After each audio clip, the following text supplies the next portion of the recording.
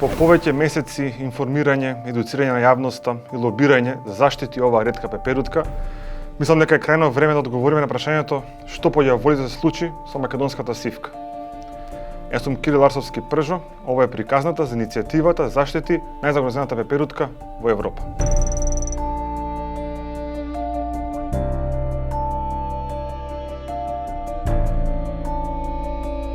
Пред да започнеме со деталите, што беше тоа македонска сивка?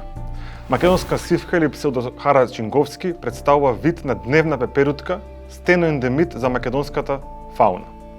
Стеноендемити се видови кои може да живеат само во многу ограничени географски подрачја. Во овој случај, сивката ги населува сувите и тревести ридови крај Плетвар. И толку, никаде на друго место во светот. Ова пеперутка е на листа на загрозени видови на Македонија, но и се наоѓа на црвената листа на загрозени видови од Меѓународната унија за заштита на видовите. Нејзиното ловење е строго забрането.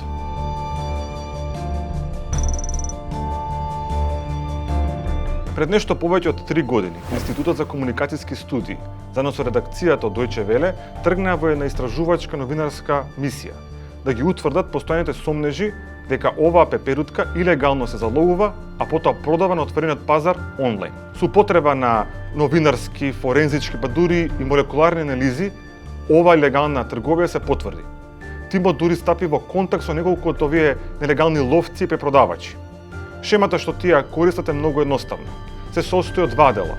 Од легални дупки, односно дупки во законот, како и слабата можност на државата да го заштити своето природно наследство. Ова пеперутка, иако е заштитена во Македонија, таа не е заштитена надвор од државата. Што значи дека штом оваа пеперутка ќе биде заловена и ги напушти границите на Македонија, таа нејзина трговија станува легална, односно не е под никој закон.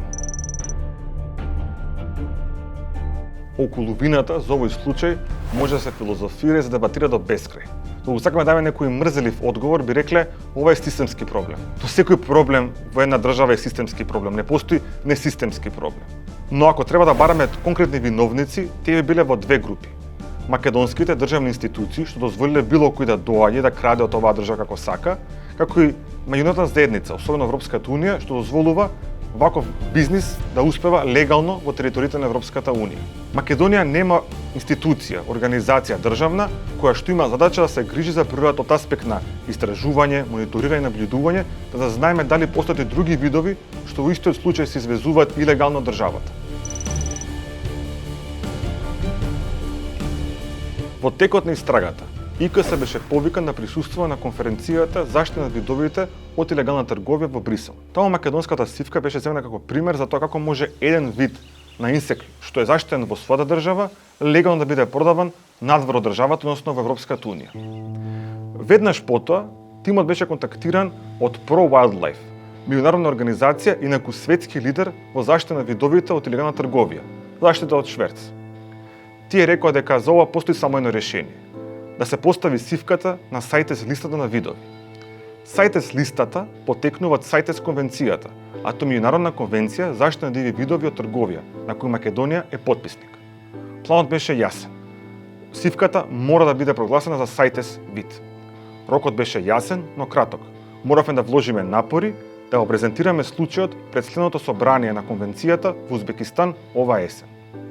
Но не можевме да го направиме ние сами ова.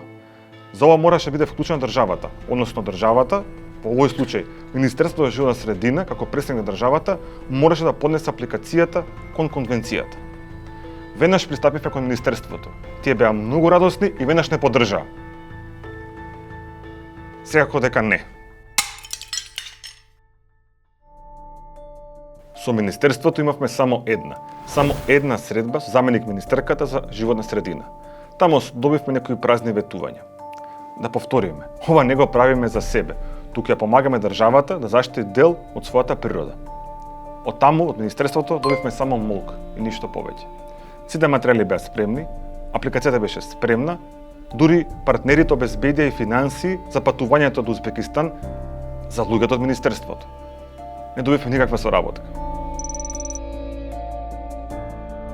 Мора да напоменеме дека не сите македонски државни институции одбија соработка. Министерството на надворешни работи, кое нема задача да штити природата во Македонија, но има своја улога во потпишување на овие меѓународни конвенции и договори и даде целосна поддршка во оваа иницијатива. Иако илегалната трговија представува голем проблем за опстанокот на овој вид, сепак според сите научни истражувања, најголема опасност е го загубата на живеалишта или загуба на хабитати. Во случајот на Плетвар, тоа се должи поради експлоатација на минерали, а во поново време поради многу немарно, недомаќински градење на нови патни правци. Ова директно го загрозува, директно и постојано го загрозува животот и опстанокот на овој вид. Во Македонија символот не треба да биде лав, туку македонската сивка. Зар живот постојано опкружен со опасности, криминал, корупција, живот во многу мал простор, полн со несигурност, зар тоа не сме сите ние, нашиот живот?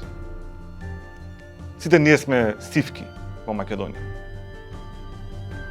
Ние не знаеме што ќе се случи доколку исчезне македонската сивка како вид. Немаме и за тоа истражување.